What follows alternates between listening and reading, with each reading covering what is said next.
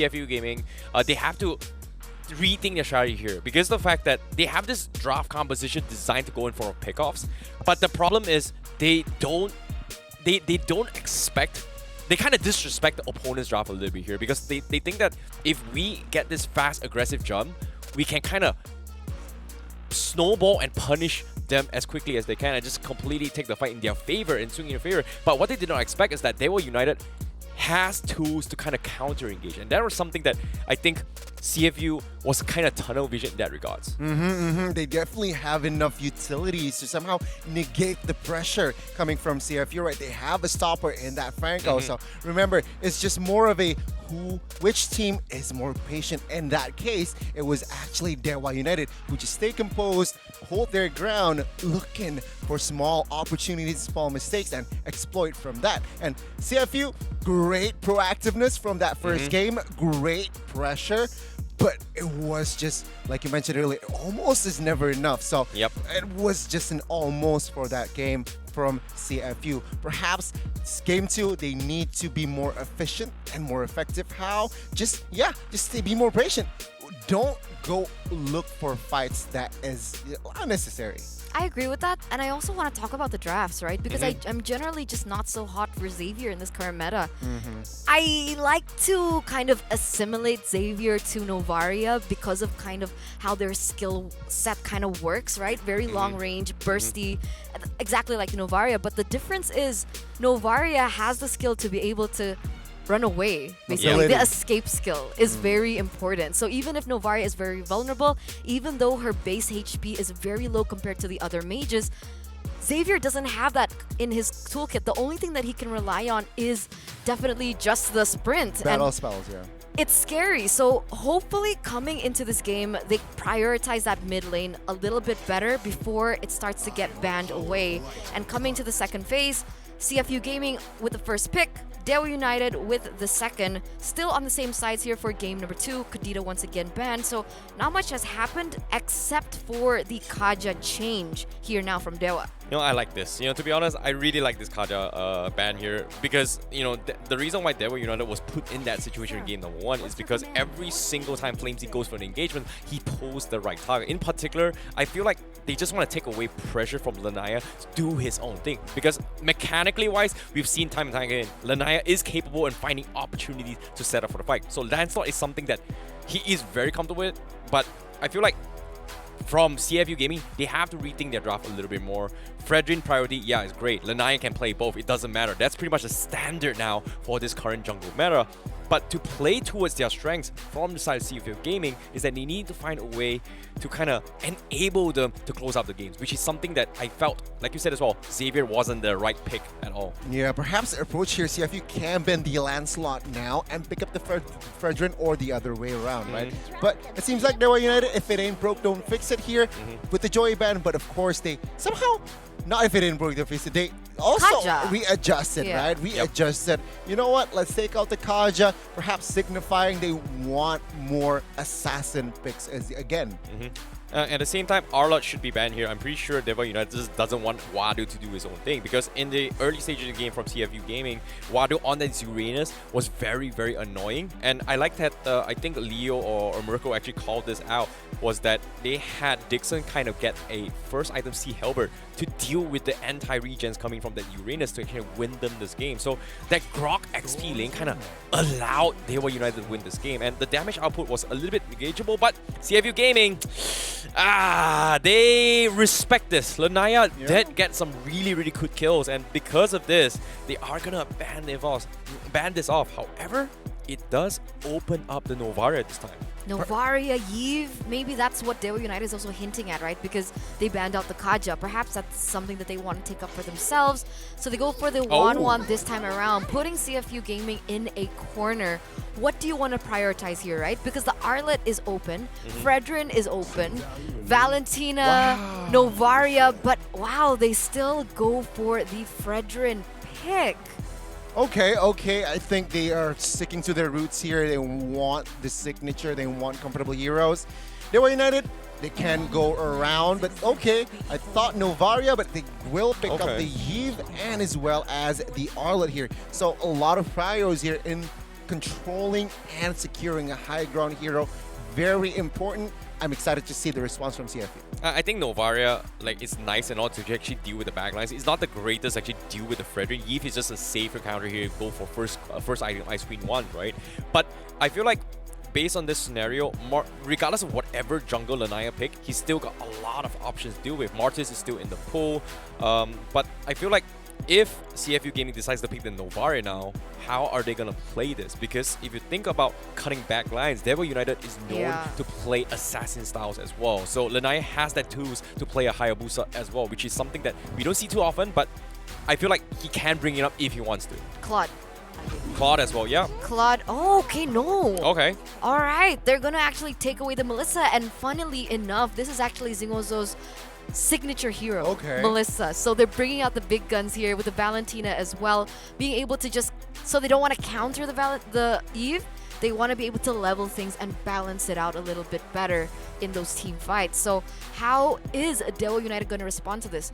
What I don't really like about the Melissa pick here is that they picked a Melissa into an Arlet.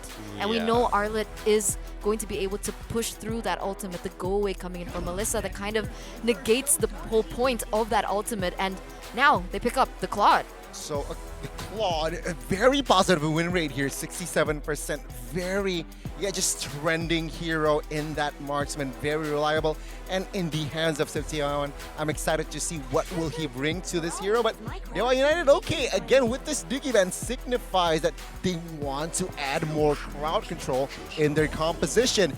Insta response from CFU. You ban the Diggy, I'ma ban the Atlas. That's here. So cute. Straightforward, right? DEWA United here, what will they go for? Will they commit to another roamer ban? I feel like that's a little bit of an overkill. They could ban perhaps the EXP or Yu Zong, perhaps. I think the Yuzhong isn't too bad if you're dealing against a Farsa, right? But in this case, there's no Farsa. I think the Yuzhong is still okay. Lapu is pretty a good shout as well. But personally, I feel like they are still in a position where they can set up for this wombo combo strategy, right? If you think about DEWA United strategy, they can still go for the Broom Sweeper. Having the Lolita on their favorite to deal with the Melissa isn't too bad as well coming from DEWA United. If they want to go for the Minotaur as well, it's also pretty decent as well. However, when it comes to XP, I don't know if they are going to go for a jungle Bennett, but they ban off the Grok, huh? Yeah, that's so brilliant. That's so brilliant. They know that it's one, Wadu's power pick, and two, it synergizes well against the Claude to be able to cancel it out, right? So that was a really good ban in my opinion. Kufra is also taken away, so they are still trying to limit that roaming position. DEWA United now for, what can they go for here? Minotaur? Does Minotaur make sense? Makes sense, but I personally feel like the roam should be that last pick, right? What they need to do here is just secure the jungler. You mentioned Martis. I like the Martis pick. If not the Martis, perhaps they can play around the assassin picks here because I think Hayabusa can make into the composition. Do you not like Balman? Ooh, I've never seen Lanaya play Balmond, but I think it's possible. But yep, they are going to bring in the Lolita here to kind of set up for that final slash combo. So there is a very, very heavy emphasis on how Dixon is playing, but seeing how he played the Grok in game number 1, I wouldn't be surprised he can catch the right target for this Numenon Blast. But I think when it comes to jungle here, it feels like Lanaya is put in a very predicament whether or not he wants to play the Martis, because just today itself, we've seen a lot of Valentina benefiting from this decimation kill. So in this case, he's still thinking, should I not? Is this a good composition deal with a Melissa? Still open up for options, gives him a little bit more time. I guess seeing these two final band picks from CFU Gaming is going to give him a little bit of a killer idea.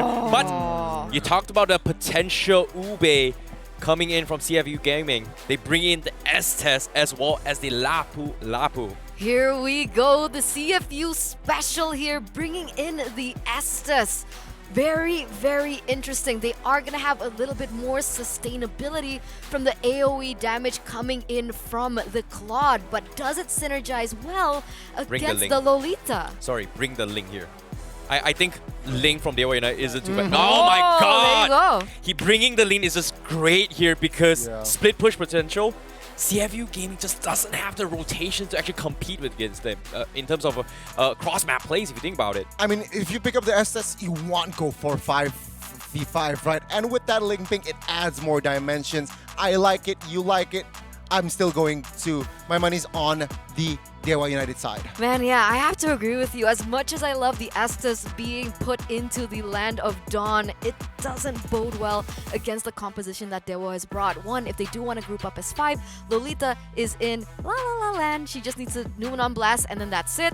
And second of all, if they don't want to clump up as 5, they don't want to play into the strengths of CFU Gaming's composition, they do have the Ling to split things up and play around the other side of the map. So you went for DEWA. What about you? 2-0 DEWA. Alright, 2-0 DEWA. Let's see what the game has to say and what the casters have to say about that game as well. So, take it away. The past meets the present in this draft, given CFU Gaming still digs deep into the roots, while DEWA wants to go fast. They want to own the map. It's Leo and Mirko bringing you game 2 with DEWA United Esports at match point. Whoa, interesting start to the game already. Flamesy getting caught very, very low. But back again to the draft. I gotta give props to Icy Baby for the call out of the Ling, because Terrence. yes, it was Terrence, yes, for this brilliant call out, because again, the Ling really fits the composition, especially after that last pick Estes came through. The fact of the matter is, not only do they have a Ling to go and split, they also have a Claude that is known to do a little bit of split pushing himself. Yep. Here, Wadu rotating quick into the mid lane, and Dixon obliges. Here we go, a contest for the Litho Wanderer. Where is it going? Detective confirms with a Litho Wanderer. Something else to note. The fact that this is a Ling gives more ways for DEWA United Esports to actually wreck the Cambodian Ube, right? Somebody to find the Estes in the back line, someone to compromise Zing and maybe pop off an early go away. So this is DEWA United Esports playing not just to the current metagame, but also to what their strengths are and to what CFU Gaming are presenting. I think also for CFU Gaming, it's a good adaptation. Oh, Amin Rice gonna be caught. Razor's trap, but he flickers out of it. Still, should be first blood. It's Flamesy who picks it up with a fadeaway basic attack. And yeah, no, you were saying. Yeah. Going back at game number 1, it seems like CFU Gaming were grouping a whole lot. Maybe a little bit too much for that pick-off style composition. So I like the adaptations made, the adjustments made in game number 2. Heck, if the players want to group up, give them a composition that does well grouping up. And again, even if the answers are present, even if DEWA United Esports have their way towards what CFU Gaming are presenting, sometimes comfort is enough, right? And here we see CFU picking up the first turtle with very little to respond with, except for an orange buff steal. That's a trade across the map. DEWA United Esports, they understand what the win condition is in this game. They know that neutral objective control is just not built into them. With a Valentina and an Estes, with a Lapu and obviously a Fredrin, it's just going to be really hard for them to contest for any neutral objectives. Might as well look for a trade in the bottom side or just mirror the plays happening that CFU Gaming are proactively looking for. Yep, we can expect for that to happen for the next maybe 6-7 minutes. It can go faster possibly if CFU Gaming don't push their Ube advantage, like every 3 or 4 man engage is still going to be advantageous for them, given the Valentina, given the Estes. But if DEWA United keep that up, eventually it'll be them calling the shots. It'll be them setting up these boxes. It'll be them saying where they can fight. And yeah, Wadu here, if they don't rotate out, could own the lane. And just the same, look, DEWA United understands now, we can't pick fights. We can't win this way. I actually do want to talk a little bit about the battle spell that Septiawan just used to get out of that. Flicker is the choice. Very rare Claude Flicker game that we usually see the Sprint or even the Purify. PMI very aggressively Septiawan forced to back away. Might be pinned down here. Doesn't have the Flicker. It's in for him already. But here in the mid lane, Thames of Blade is going to be there and a lockdown from the real world manipulation. Gets Lanaya, his first kill of the game. Meanwhile, down below, it's a good Guardian's Bulwark here. As Detective tries to look for Septiawan. Blazing Duet onto the back of Prazer's Rad, not doing work, but it's still Detective who finds the kill with the Retribution. Just picking up a kill and giving Zing a better time in lane. Amazing use of range and space. Detective understood that even if he was threading the needle between Tier 1 and Tier 2 and there could have been a punish from Keys and Amin Rice, he knew that he had Septiawan. So this is Septiawan not being given any space. And yeah, we were talking about that flicker. I actually like it because there's really no catch. If Wadu finds you, flicker out. If Detective finds you, flicker out, BMI out, right? There's no real hold for you, so no reason for the Purify, not even the sprint. So if Septiawan really wants to reposition, definitely picks up the flicker. Now Turtle, pulled over by Detective. Here comes Lanaya. Oh, wow, he wins it. Lanaya just flies in Retribution and walks out. Now last charged in. Dixon should fall. Oh, he cancels it too late. It's a flicker from Dixon to get out. Now the Blades into the midst of it all right now, taking all 4 Blades. Now blast by Amin Rise on to 3. It's a full collapse for DEWA United. It's a double kill as another final slash comes through. Wadu forced to flicker out. But man, just one fight with the momentum instantly shifts forward. And with that, DEWA United Esports now going to be calling the shots. Now they can start contesting. Nay, not even just contesting, just stealing straight up, much like what Nalaya did. Neither of us expected that, but he did. That's how good this young man is. And what did that buy them? Well, check out what Dixon is building up so far. Dominance Ice. And then after that, for sure, on his way to a Thunderbelt. Wadu in trouble. Lanaya looking for the solo, gets it.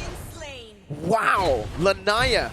First few minutes was to just get him rolling, and once he got those first few kills and the turtle steal, it seems like again, yeah, he's doing really well. Berserker's Fury as early as the 5th minute of the game. Yep, on his way to a Corrosion Scythe. And looking at Septiawan, despite that early death, already has a DHS on his way to the Golden Staff. This is a very fast turnaround for DEWA United Esports. Now sitting at a comfortable 1,500 gold lead, 6 minutes in. Last turtle coming up in about 30 seconds away from the gold lane. So yeah, no, we can expect that these two teams will start propping up. And here you see, it's DEWA United first to the scene. And given the speed that Lanaya can move across the map compared to Detective, again, initiative on DEWA right now. Defensive Bravest Fighter already used. Meanwhile, Dixon is still saving, holding on to that final slash. Now Blast, though, that's the big resource burnt out. Wadu should have his Bravest Fighter by the time Turtle gets contested if they want to go for it. And Lanaya knows exactly that. He knows that they have burnt a big resource, so he just goes and clears up the way. First setup for the Turtle. Oh, this is dangerous, given that DEWA United are actually staggering their entry into the Turtle Pit. And they're pushing away Lanaya. Turtle here at a 5th of its health. That's a clear take for CFU. Very easy take for CFU. Good setup by them. And DEWA United Esports with a very quick response as well. Understanding that the Turtle will not go their way. They instantly walk towards the bottom lane, but it's also a good response by CFU Gaming, who's now going to be able to lock down onto Dixon. Ooh. Has the stun, gets out. Lanaya finishing up the Windtalker. All right, so Lanaya this time around, prioritizes the Windtalker. Here's a big fight. Oh, isolation there in the back. Now Blast unable to charge onto anyone. Now with Septiawan baiting out the go-away. It should be a very good position for Lanaya to just collapse. A good stun onto Zing. It's a double for Lanaya, looking for a triple, but Amin Rice picks it up and takes the kill. Dixon now under the turret now. Flickers out from the Bravest Fighter. Final slash. And it should just be, yeah, DEWA United who wins out in the team fight. Battlefield mobility is the name of the game. CFU Gaming's Cambodian Ube is a little too slow on the response. Yes, if they do plant themselves there and say, yeah, this is the fight we're taking, this is where it happens, they win. Yes, if it lasts a little longer, but no, if DEWA United is able to weave in and out, deal the damage where it matters, they walk away with a big win, much like this. Yeah, weaving in and out. That is exactly what DEWA United Esports are utilizing with their very mobile composition. And I've been paying attention to the Melissa. Zing has not built boots, so no mobility. It's the complete opposite. They want to be planted in these team fight situations, and for Zing, it's not going to be good at all. There's a lot of CC, a lot of lockdown, and a lot of burst damage coming through from DEWA United Esports' composition that he really needs to get Windtalker or some sort of mobility. Just boots. Yep, and that's the thing. DEWA United haven't even built Sea Halberd. So it's not like this planting yourself 5-man Cambodian Ube is a bad idea.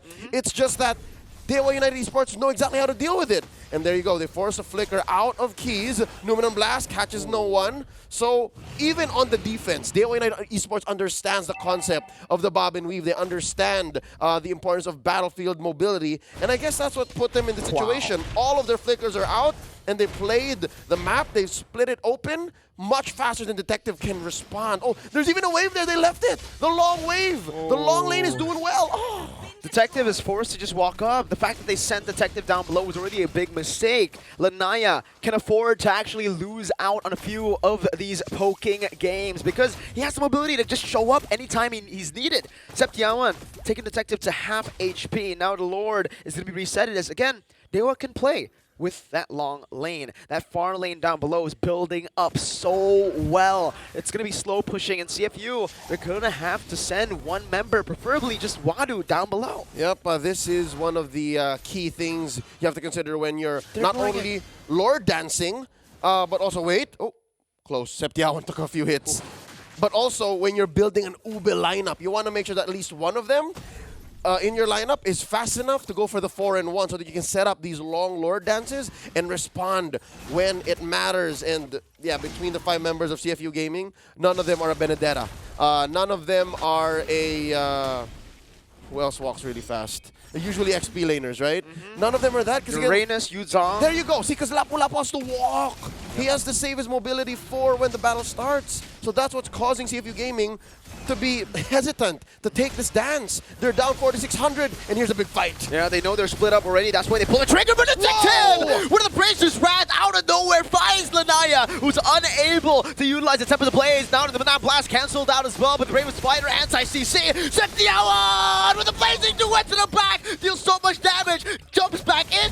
Will be able to take him out. Detective now jumping on Amin Rice. It's Keys still in the back, free hitting as the final slash connects, but it's not going to be enough as Zing has taken him down. Detective as well. 4-4-1, and the Lord went to CFU's favor. And just like that, DEWA United Esports 6K gold lead has shrunken to 0. There's nothing that CFU Gaming left out a chance. That Lord dance was set up beautifully, orchestrated well by the Kamai. I could not have thought that it would break out just like that in an instant. A snap of a finger, and suddenly it's Ube time.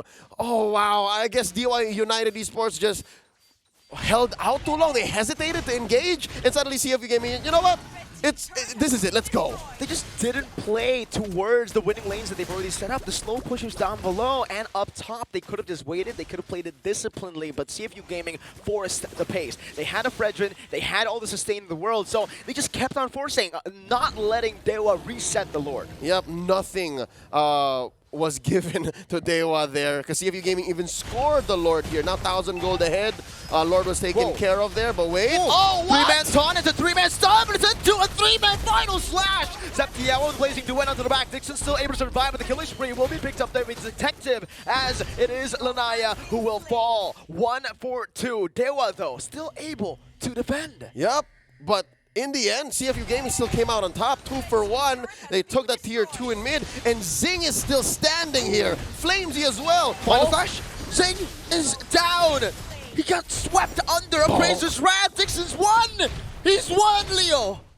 Just one. And what's scary here is the fact that DEWA United are also not giving up. So they understand that they're behind. They understand that they get punished. But just the same, CFU Gaming are not letting up. Usually you want to kind of reset and not cross the river. But look, CFU are still here. Wow. Just wow. CFU Gaming, though, I feel like for both DEWA and CFU, it feels like for the mistakes that they made that gave their opponents a bit more of a chance to come back, it's kind of the same. Overstaying, over-committing. For Zing, he needs to understand that, again, he is a Melissa, very immobile, especially after utilizing that first skill. And here's the thing. Zing doesn't even have the Haas Claws just yet.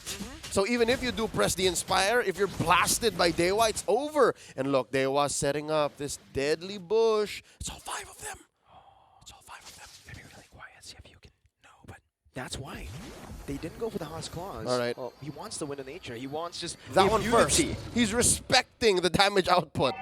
And that's step 1. There is some lifesteal in the Wind of Nature, but you still want to build up to that Haas Claw. We've seen this setup before. We've seen this situation literally earlier today, wherein the team would delay the inevitable just so that their Melissa is ready. But it looks like, oh, no, the Blitz, look at this. Okay, Lanaya is in position already. Dixon can final slash away. No, but blast onto the back of Massive. Now it's going to be Amin Rice who's targeted down with real world manipulation from Keys, trying to disengage. Somehow, DEWA United were able to disengage with no members taken out. That's right. But CFU Gaming, still so very clean, takes this Luminous Lord, and it's marching on through mid, all the while Anaya doing damage control, clearing the wave as much as he could before heading home. It's a 5-man defense against CFU with their Lord. Okay, he's already used the real world inflation. There you go, see Halberd built up, but the base is wide open now. Garden's Bulwark empty out in the back. Now even flickering onto C, but he's going to be bursted down. Sing with a double kill. Base wide open. Lanaya is going for the base race, but CFU equalizes in game number 2. DEWA United left wondering, how did that happen? We definitely had this game in the bag, but CFU claps back with their Cambodian Ube. And of course, as you always do with any Ube lineup, there is an inevitable rubber band just waiting, and it happened right then and there in that upper quarter of the map near the Lord, just like that. One moment, one team fight gave the momentum over to CFU to take control of the game, and we all know what happens when a team playing the Ube composition gets control in the later portions of the game. Definitely not a